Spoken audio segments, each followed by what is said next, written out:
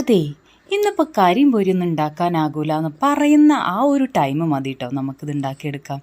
അത് കുറച്ച് തള്ളാണെങ്കിലും ഒരു 10 മിനിറ്റ് ഉണ്ടെങ്കിൽ ഇത് ഉണ്ടാക്കിയെടുക്കാം കേട്ടോ. അപ്പോൾ നമ്മുടെ മെയിൻ താരം ബ്രെഡ് തന്നെയാണ് കേട്ടോ. പിന്നെ ഇതൊരു ബൗളിലോട്ട് ഞാൻ 2 മുട്ട ഇതുപോലെ പൊട്ടിച്ച് വെച്ചിട്ടുണ്ട്.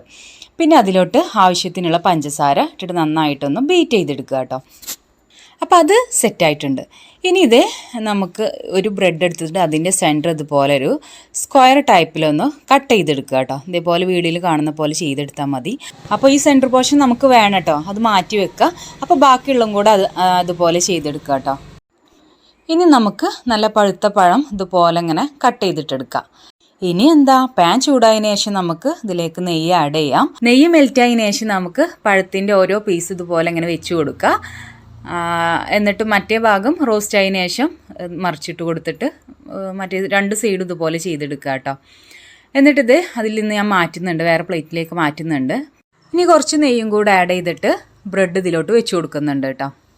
ഇനി നമുക്ക് പഴത്തിൻ്റെ ഒരു 3 പീസ് ഇതിൻ്റെ ഉള്ളിലോട്ടായിട്ട് വെച്ച് കൊടുക്കാം. നമ്മൾ കട്ട് ചെയ്ത ഈ ഒരു ഭാഗത്തായിട്ട് വെച്ച് കൊടുക്കുക കേട്ടോ. അഡ്ജസ്റ്റ് ചെയ്ത് വെച്ച് കൊടുക്കുക.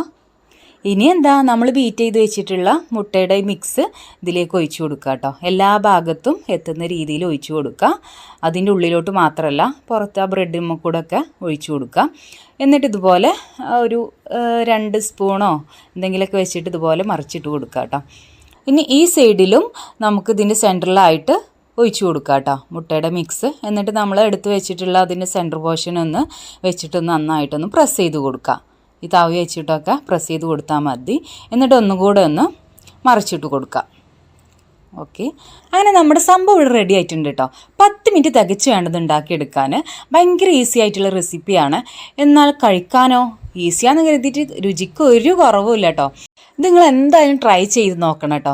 കാരണം നല്ല ടേസ്റ്റ് ഉണ്ട്, കിഡിലനാണ്. എന്താണെന്ന് ഇതിനെപ്പറ്റി കൂടുതൽ വർണ്ണിക്കാമെന്ന് എനിക്കറിയില്ല, അത്രയ്ക്കും ടേസ്റ്റ് ഉണ്ട്. അപ്പോൾ ഗസ്റ്റൊക്കെ വിളിച്ചിട്ട് ഇതാ ഞങ്ങൾ വരുന്നുണ്ടടാ എന്ന് പറയുന്ന ആ ഒരു സമയം കൊണ്ട് തന്നെ നമുക്കിത് ഉണ്ടാക്കിയെടുക്കാം കേട്ടോ. അപ്പോൾ അവർ വരുമ്പോൾ ജസ്റ്റ് ഇതുപോലെ ഒന്ന് കട്ട് ചെയ്തിട്ട് വെച്ച് കൊടുത്താൽ റിച്ച് ലുക്കായിരിക്കും മക്കളെ. ഒരു രക്ഷയില്ല ഇത് കഴിക്കാൻ. അങ്ങോട്ട് നോക്കിയാൽ നെയ്യിൻ്റെയും പഴത്തിൻ്റെയൊക്കെ ആ ഒരു കളറ് കാണുമ്പോൾ തന്നെ എടുത്തങ്ങനെ കഴിക്കാൻ തോന്നും. അപ്പോൾ ഇന്നത്തെ നോമ്പ് തുറക്ക് ഇതന്നെ ആയിക്കോട്ടെ. അപ്പോൾ ട്രൈ ആക്കിക്കോട്ടോ. അതിനു മുമ്പ് സേവ് ആക്കാൻ മറക്കല്ലേ, എന്നാലേ ട്രൈ ആക്കാൻ പറ്റുള്ളൂ. അപ്പോൾ ഓക്കെ, ടാറ്റ ബൈ ബൈ.